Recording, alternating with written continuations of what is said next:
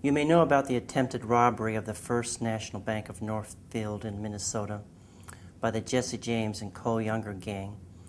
In 1876, members of the gang, including Cole, Bob, and Jim Younger, attempted to rob the bank but were thwarted by townspeople.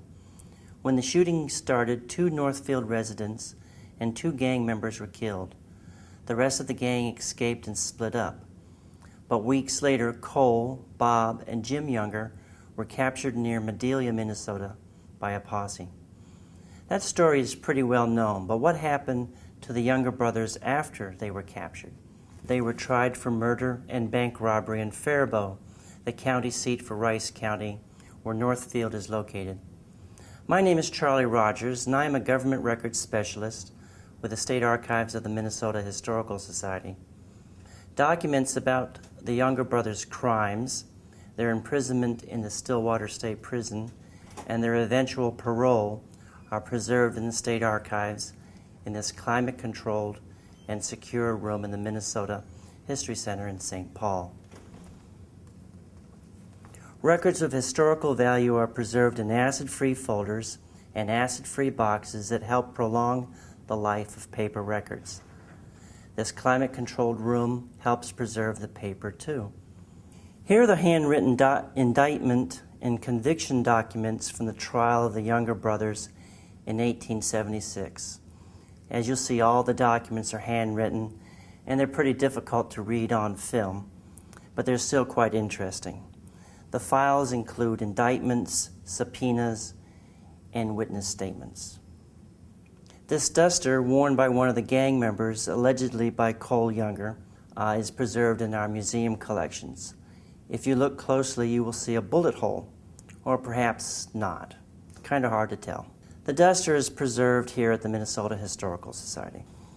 After the Younger brothers were convicted of their crimes in Rice County, they were moved to the state prison in Stillwater. And this convict register is a record of their admission to the prison. They were admitted to the prison in November of 1876 and had inmate numbers of 699, 700, and 701. And as you read across the register here, you see they were convicted for murder. They were convicted in prison for life, gives their age, physical characteristics, and then under the remarks column, quite a few entries about scars that they had. This cell block record was kept by the prison guards, and on June 18, 1880, there's an entry that Cole, Bob, and Jim were sick in their cells. And I've noticed in this book that they were often sick in their cells, and I wonder if that was they were just getting light duty and didn't have to work. Then there's this little journal that was probably carried around the prison by Samuel Langham, who was the prison's deputy warden for the years 1890 to 1891. There is brief information about each prisoner, including Cole and Jim Younger, but not Bob. Bob Younger died in prison in 1889. For many years, the Younger brothers petitioned the state of Minnesota to be pardoned or paroled. And after 25 years in prison, Cole and Jim were paroled in 1901. And here are their official parole documents with their signatures. And there were certain conditions that they were supposed to follow. They weren't supposed to make any public appearances.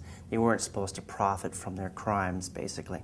Samuel Van Sant was the Minnesota governor when Cole and Jim were paroled, and he received many letters opposing and supporting their parole. And you see just a few of the letters here. My favorite one is this January 1902 handwritten note from Alex J. Mueller, who was the fiancé of Jim. What she wanted to do was get a full pardon for Jim so they could get married.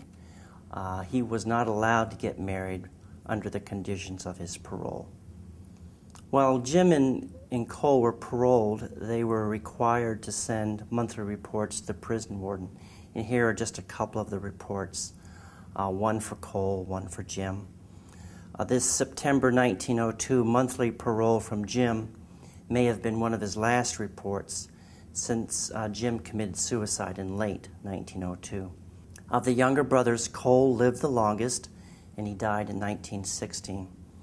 And here is one more photograph of the younger brothers with their sister Henrietta, taken in 1889, obviously before Bob died in prison in the same year. On the Minnesota Historical Society's website, there is a History Topics page with more information about the Northfield raid and the James Younger gang. The list of secondary and primary sources includes books, photographs, newspapers, and government records. All of these resources are available for use in the library of the Minnesota Historical Society in St. Paul.